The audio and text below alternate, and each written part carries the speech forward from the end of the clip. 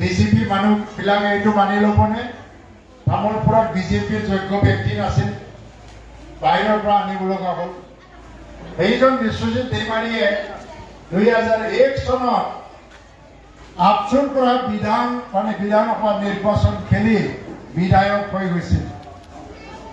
5 বছৰৰ পিছত তাৰ জনপ্ৰিয়তা ইমান কমি গ'ল, ভাল কাম কৰা নাই।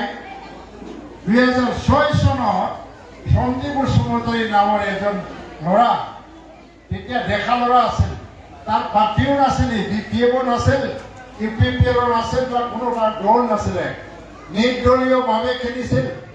আৰু বিশ্বজিৎ দৈমাৰীক নিৰ্দলীয় সঞ্জীৱ বসুমতাৰীয়ে পৰাস্ত কৰিছিল। ই হাৰিব লগা হৈছিল।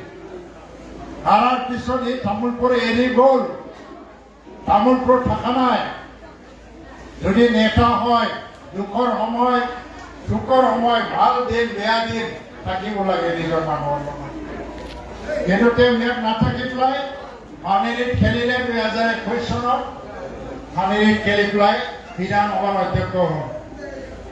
ইমান ডাঙৰ এটা পোষ্ট পাইছে বিধানসভাৰ অধ্যক্ষ, তাত টকাৰ অভাৱ হোৱা নাই, আঁচনিৰ অভাৱ হোৱা নাই, তথাপিও সি পানেৰীত খেলিব সাহস নকৰিলে। আকৌ পানেৰী এতিয়া ভেট হৈছে, আকৌ তামোলপুৰত আহিছে।